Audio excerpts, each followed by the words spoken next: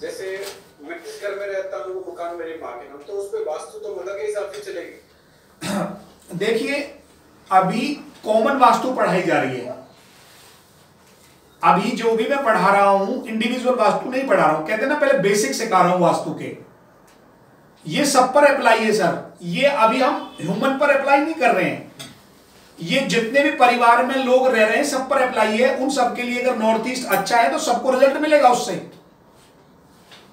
अभी तो हम कॉमन वास्तु पढ़ा रहे हैं। अब हम आते हैं नॉर्थ ईस्ट के बाद अगली जो हमारी दिशा है वो है ईस्ट ऑफ नॉर्थ ईस्ट, पूर्वी ईशान दिशा। पूर्वी ईशान दिशा कहां से कहां तक होती है? 56.25 डिग्री से स्टार्ट है, 78.75 डिग्री तक रहेगी। और कौन कौन से दो पद हैं? E2 और E3 दोनों ही जल तत्व के हैं। पूर्वी ईशान। अब आइए डायग्राम पर।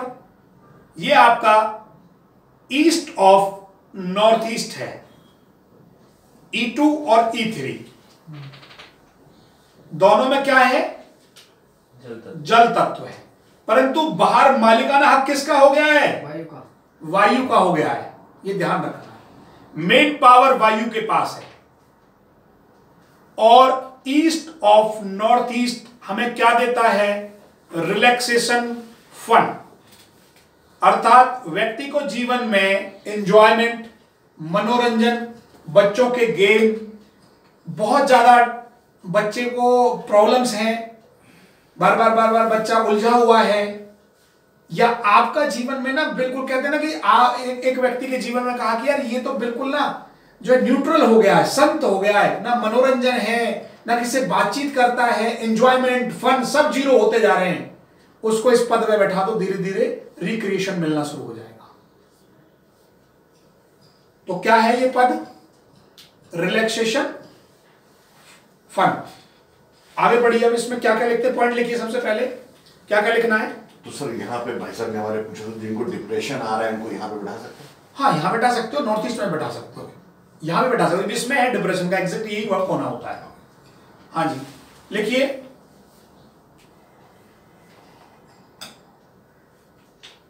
मानसिक शांति प्राप्त करने के लिए, मानसिक शांति प्राप्त करने के लिए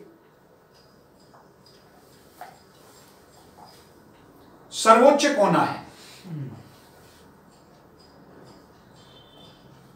अब ध्यान से आप कहोगे सर ये तो बात कॉमन सी नजर आ रही है, पिछले में भी यही कराया था। तो सर मेडिटेशन भी इसमें करा? नहीं, ध्यान से, बड़े ध्यान से। ये अभी बारीकों से अलग करता हूं। वो कोने के अंदर क्या आ रहा था? मेन क्या था नॉर्थ ईस्ट में? पूजा पाठ। नो, दूरगामी विजन। वहां आप दूर तक सोच रहे हो, और यहां क्या है? शांति, रिसीविंग कर रहे हो किसी को। वहां फैलाव था, यहां सुकड़ाव है। यहां आप शांति की प्राप्ति में हो, अपने आप को ठंडा करना चाह रहे हो, बहुत परेशान हो। ठीक, पहला पॉइंट क्या लिखा? मानसिक शांति के लिए क्या है? ये सबसे बेस्ट स्थान है। आगे लिखिए। जीवन में उदासीनता, नकारात्मक, डिप्रेशन, किसी भी प्रकार से उलझने यदि व्यक्ति के घर में हैं या व्यक्ति के अंदर हैं, तो उसे ईस्ट ऑफ नॉर्थ ईस्ट के बारे में सोचना चाहिए।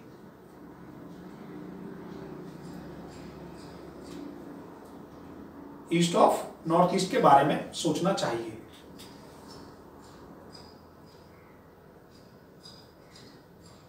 यह दिशा तनाव को मुक्त करने में सबसे ज्यादा सहयोगी है। तनाव को मुक्त करना।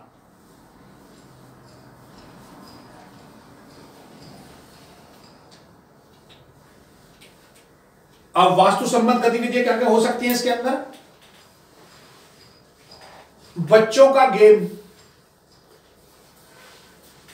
खेलने की व्यवस्था, इस कॉर्नर में वृक्ष लगाया जा सकता है, ग्रीनरी लगाई जा सकती है। यहां सबसे इंपॉर्टेंट बड़ी बात है कि कई बार ऐसी सीनरियां लगा देते हैं हम जिनके विजन से मस्तिष्क पर बुरा प्रभाव पड़ता है।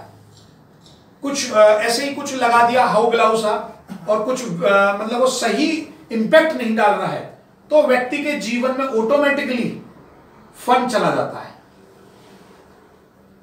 उदासीनता आने लगेगी, नीरसता आने लगेगी। तो आप अगर व्यक्ति बोलता है कि यार मुझे ना सब कुछ बुझा बुझा सा लगता है, जीवन में मजा नहीं है, आनंद नहीं है, इसका मतलब आप क्या कहोगे छूटते ही? ईस्ट ऑफ नॉर्थ ईस्ट में प्रॉब्लम। हर टाइम बैराग की सी बातें, जबकि वो शादी कर चुका है। बैराग की बात करे या तो उस लाइन में ना हो, बैराग की फिर अच्छी है वो बातें।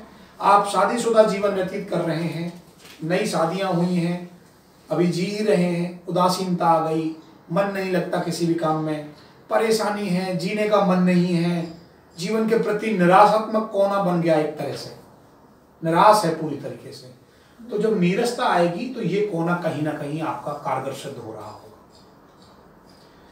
ईस्ट ऑफ नॉर्थ ईस्ट, क्योंकि यहां ध्यान रखना, जो जल है हमारे जीवन में, ऊपर बाहर वायु का प्रभाव है और अंदर जल का प्रभाव है। बाहर आउटर बाउंड्रीज का स्वामी कौन है, दिशा का स्वामी कौन है इसका? वायु। और उसके अंडर में कौन कौन से तत्व आ रहे हैं? जल तत्व।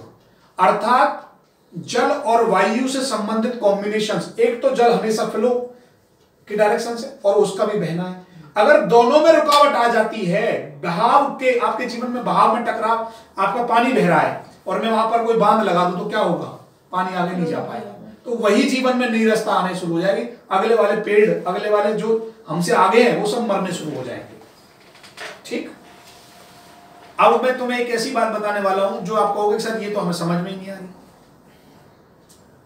यदि इस कॉर्नर में प्रॉब्लम ज्यादा है तो व्यक्ति को हमेशा पैरालिसिस होगा यहां से। क्यों बोल दी बात? एक तरफ जब रुकावट आ जाती है बॉडी में तो दूसरी तरफ वो ट्रांसफर नहीं कर पाती, जल और वायु के बहाव के कारण।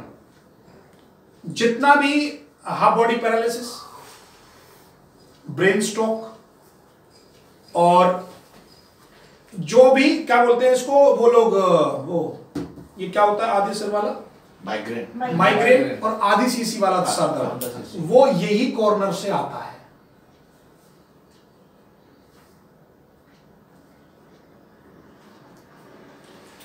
सबसे ज्यादा ध्यान रखना है यहां, लोग क्या करते हैं, गलती से डस्टबिन इधर रख देते हैं, स्टोर रूम बना लेते हैं इसको किचन के बराबर में, क्योंकि आगे आने वाला जो कॉर्नर में बढ़ेंगे हम तो किचन की तरफ बढ़ते जा रहे हैं, तो लोग किचन के बराबर में फ्रिज खड़ा कर देंगे इस कॉर्नर में लाके, भारी कर देंगे इसको, या क्या कर देंगे, स्टोर बना दिया, कबाड़ बना दिया, बुक्स रख दी, रैक रख दिया, भारी कर दिया इस कॉर्नर में बहुत सारा, डस्टबिन लगा दिए, तो भी प्रॉब्लम स्टार्ट हो जाती है। तो बहुत से लोग डायलॉग बोलते हैं सब कुछ है लेकिन कुछ भी नहीं है, कुछ भी नहीं है, तो मतलब उनकी ये प्रॉब्लम है, यही प्रॉब्लम है एग्जैक्टली।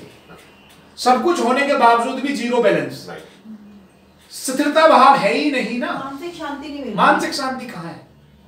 कल एक वीडियो देखा था, उसमें वाले चैनल के जर्नलिस्ट ने सुसाइड कर लिया, तो वीडियो में कहा उसने मेरा इतना बड़ा घर है, ये है और कुछ भी नहीं है, कुछ नहीं है। तो ये पूर्वी जो ईशान कोण है, यहाँ हमारा बाहर वायु का मालिकाना हक है और अंदर हमारे जल के मालिकाना हक है। अभी आप अंदर बाहर की सिचुएशन जब समझोगे, जब मैं डायग्राम इंप्लीमेंट कर दूंगा, फिर आपको क्लियर समझ में आएगा कि दिशा क्या रोल निभा रही है और पद क्या रोल निभाएंगे। क्योंकि अभी धीरे धीरे पहले नॉलेज ये मिल जाए कि एक दिशा के बारे में जब हम बात करें तो आपको क्लियर हो जाना चाहिए कि यार ये प्रॉब्लम ये व्यक्ति बोल रहा है, अर्थात इसके इस डायरेक्शन में दिक्कत है। भाई व्यक्ति के बोलते ही आपको क्या पता चल जाना चाहिए कि डायरेक्शन कौन सी दिक्कत है इसकी, और वो डायरेक्शन पकड़ में आ गई तो पद भी पकड़ में आ जाएगा। दिशा तो आई गई, उससे डायरेक्शन से पद मिल जाएंगे, और पद मिल जाएंगे, पदों से देवता मिल जाएंगे। आपको उस इंजेक्शन लगा के आप सही कर दो उस व्यक्ति को। मान लीजिए इंद्र पद आया उसका, मान लीजिए अभी जैसे हमने पीछे पड़ गया, जैसे E3 की बात करते हैं, पर्यंत होगा इसका, अब आपको देवता भी मैं बता दूंगा पर्जन्य है। अब आपको पर्जन्य पर क्या करना होगा, जाके खड़े होकर बस खाली एक मंत्र बोलना है, वहां से उसको तुरंत लाभ मिलना शुरू हो जाएगा। क्योंकि अभी इन पदों के रेमेडीज हैं बहुत बड़ी बड़ी, छोटी भी रेमेडीज है, बहुत क्विक रेमेडीज। पद पे जाइए, मंत्र बोलिए, नहीं है तो केवल छोटा सा काम बताऊंगा, हर पद का अलग अलग होता है, वहां उस पद पे जाकर वो आहुति दे दीजिए केवल। उससे रिलेटेड बहुत सारी सामग्रियां हैं, हर देवी देवता की अलग अलग सामग्री है, वही केवल डाल दीजिए, उसी से काम हो जाएगा। वास्तु तो आपको बता दूं पका पकाया सौदा है, केवल आपको लेना आना चाहिए जीवन में। प्रकृति ने हमें ये दिया है, हम उसको जबरदस्ती क्या करते हैं, रोक के बैठे कि लेंगे नहीं तेरे से हम। अगर केवल मैं कहता हूं 50% वास्तु भी आप मकान में लगा देते हैं, 60% भी, तो जीवन में टेंशन रहित जीवन जीने को मिलेगा। ये बात जरूर है कि मैं ये बात, बहुत लोग कहते हैं कि जी जो लोग बड़े बड़े होते हैं और सुसाइड करते हैं, क्या उनके घर इतने बढ़िया होते हैं, वो सब चीजें होती हैं, सारा कुछ होता है। जैसे मैं आपको कहूं कि आप पूरी जिंदगी खाना मत खाइए, लिक्विड पर रहिए, रह तो सकते हैं, पर धीरे धीरे ऑर्गन जो बने हैं जिसके लिए, वो डैमेज होने शुरू हो जाएंगे। ऐसा नहीं है कि आप बिना वास्तु के जी नहीं सकते, जी सकते हो। जो लोग किसी चीज को नहीं जानते, क्या वो उसके बिना नहीं जीते हैं? जीते। जो लोग ज्योतिष को नहीं मानते, क्या वो नहीं जीते? जीते। केवल जीवन को सुगम तरीके से कैसे जिया जाए, यही ज्योतिष और वास्तु है। सिर्फ हमें रास्ता बता रही है, हम ये नहीं कह रहे कि तुम्हें हम बिल्कुल इससे करोड़पति बना देंगे, ये तुम कुछ मत करो कि पैसा अपने आप चल के आएगा, ये नहीं कह रहे हैं। हम केवल एक रास्ता बना रहे हैं सुगमता का। जो चीज इजीली मिल रही है आप उस पर लठ बजा रहे हो, उसको रोक रहे हैं। चलिए नेक्स्ट डायरेक्शन। सर एक क्वेश्चन और हाँ बोलिए। ये जो वास्तु कर रहे हैं, जो समझ रहे हैं, ये चाहे बंदा इंडिया में रह रहा हो तो अप्लीकेबल है, चाहे वो चाइना में रह रहा हो तो भी अप्लीकेबल है, उसमें कोई अंतर नहीं है? उसमें कोई अंतर नहीं है ना।